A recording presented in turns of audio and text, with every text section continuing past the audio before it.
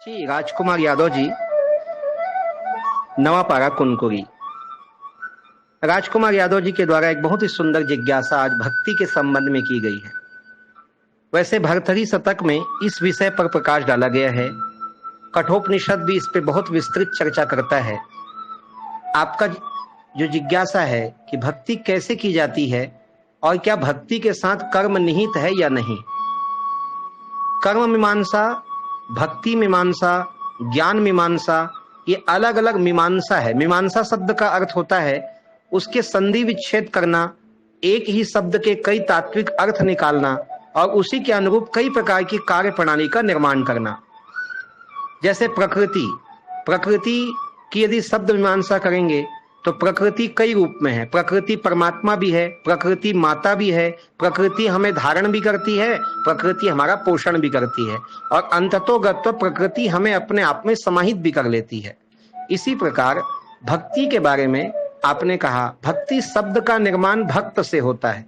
भक्त के द्वारा की जाने वाली साधना को भक्ति कहा जाता है, या भक्त के द्वारा वह साधना जिससे उसे परमात्मा की प्राप्ति हो जाए उसे भक्ति कहा जाता है।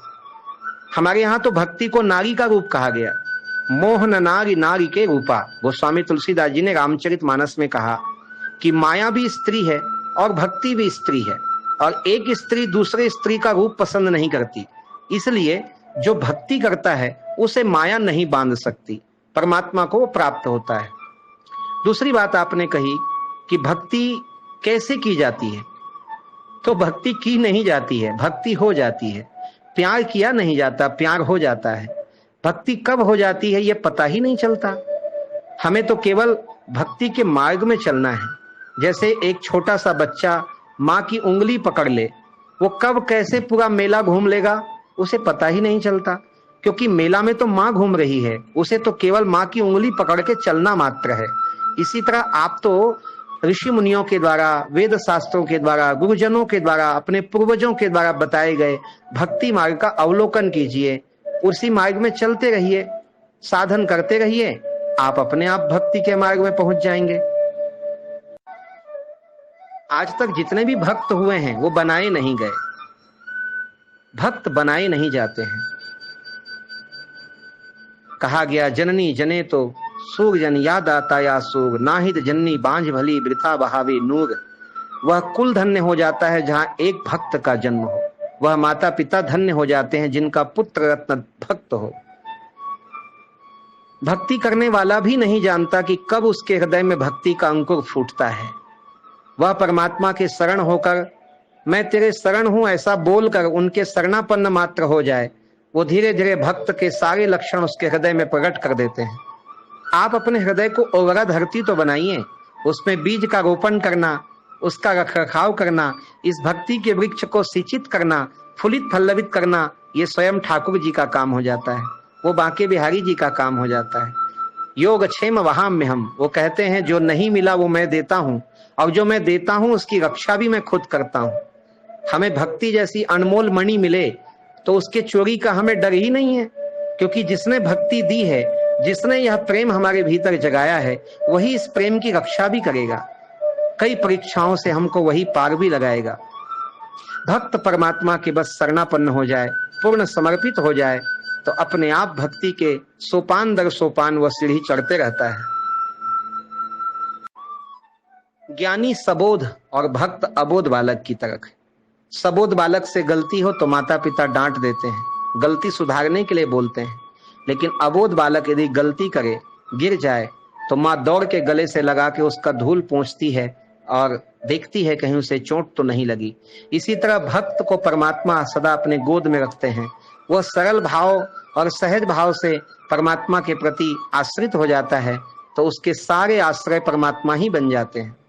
इसलिए मैं तो यही कहूंगा कि कलयुग में भक्ति ही एक साधन है परमात्मा को प्राप्त करने का।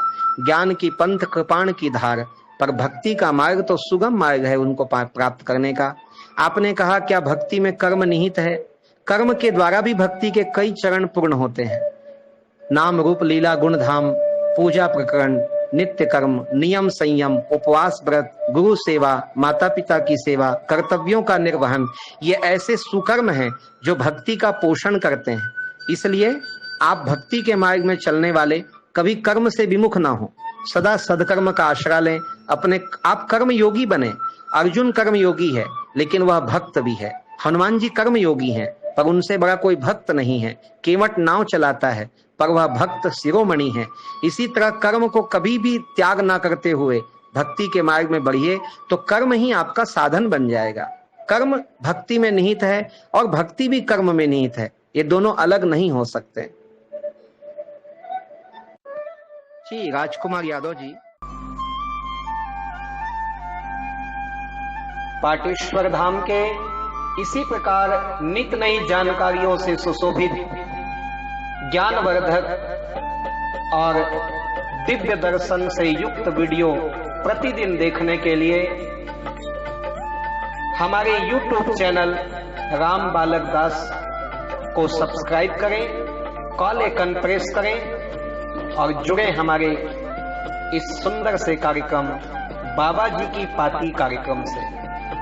प्रतिदिन बाबा जी की पाती देखने के लिए आप हमारे इस चैनल को सब्सक्राइब करें और अधिक से अधिक शेयर कर जन जन तक इस संदेश को पहुंचाने में अपना सहयोग प्रदान करें। जय गौ माता, जय गोपाल, जय सिया राम।